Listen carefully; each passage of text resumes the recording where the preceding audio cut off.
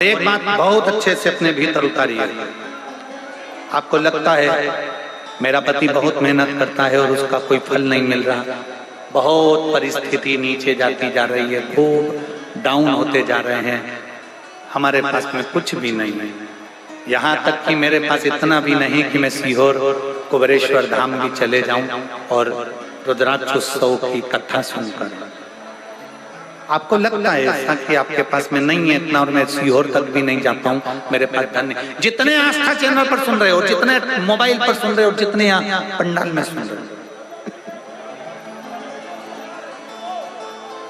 आपको लग रहा है मेरा ये काम नहीं हो रहा, मेरे पास में इतना नहीं है, मेरा बहुत व्यापार कर रहे हैं पर आ ही नहीं रहा, धन कहीं से नहीं आ रहा, बहुत टेंशन में जीवन चल रहा है। तब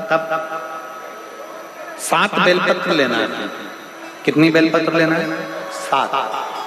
7 बेलपत्र में से सबसे पहली बेलपत्र, घर से जब चलो तो घर के पास में जो घर के अंदर रसोई घर में मटका होता है, क्या बोलते हैं यहाँ पर, हंडा, मटका, गगरा, घड़ा, जिसमें तुम पानी भरते हो, टंकी, बाल्टी, जो भी होता है रसोई घर में जो पानी भरते हो तो पीने के, अंडे में, बॉटल, उसमें टंकी में, जिसमें भी तुम भर के रखते हो, एक बेलपत्र उस अंडे के पास में, मटके के पास में वहां रखना।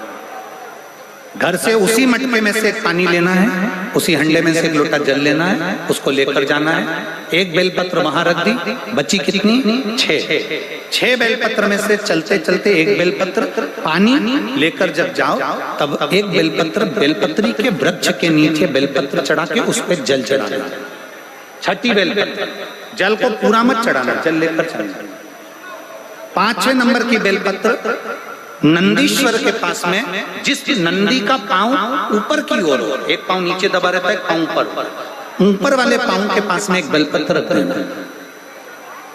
5वें नंबर की बेलपत्र वहां रख दीजिए।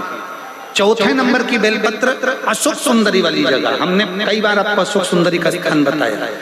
ये जलाधारी, यहाँ जो बीच में से जल बहता है, बीच में एक मोटी लाइन होती है, अशोक सुंदरी। 4थे नंबर की बेलपत्र यहाँ रख दीजिए, थोड़ा सा जल समर्पित कर दीजिए। 3रे नंबर की बेलपत्र यहाँ बैठकर जल चढ़ा रहे हो तो यहाँ रखो, यहाँ बैठकर जल चढ़ा रहे हो तो यहाँ रखो, यहाँ बैठकर चढ़ा रहे हो तो यहाँ रखो, मतलब पार्वती जी का जो हस्तकमल है उस पर रखना है और उस पर जल चढ़ाना।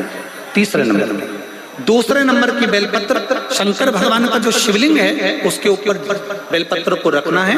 बेलपत्र की जो डंडी है, आप बैठे हो वहां पत्ती का मुंह होना चाहिए, डंडी का मुंह तुम्हारे ठीक विपरीत। बेलपत्र यहाँ रखें। 2रे नंबर जल चढ़ाएं। एक बेलपत्र जो 7वें नंबर की है, उस बेलपत्र को जो जलाधारी है, जल चढ़ाने वाली, उस जलाधारी का स्पर्श कराएं और उस बेलपत्र को वापस लेकर उसमें से थोड़ा सा जल उस जलाधारी में डाल दें। उस बेलपत्र को, जो 7वें नंबर की बेलपत्र है, उसका स्पर्श केवल जलाधारी को कर बाबा से विनती कर उस बेलपत्र को किसी भी दिन आप अपने घर में लाकर रख लो और कुबेरेश्वर धाम आप आना चाहते हो, बाबा से विनती कर आना, बाबा ऐसा धन देना कि मैं वहां जाकर लोगों को पानी पिला सकूं, बिस्कुट खिला सकूं, ऐसी कृपा करना।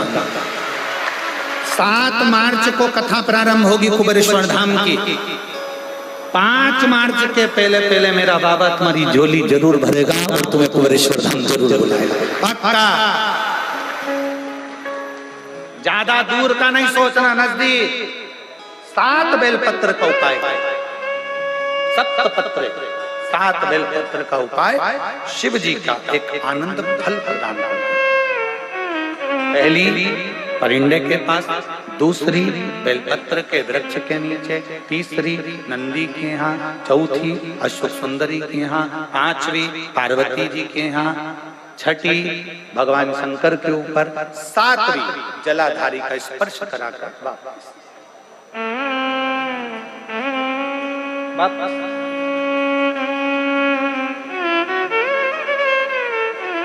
जल कितनी जगह चढ़ेगा? जल कितनी जगह चढ़ेगा?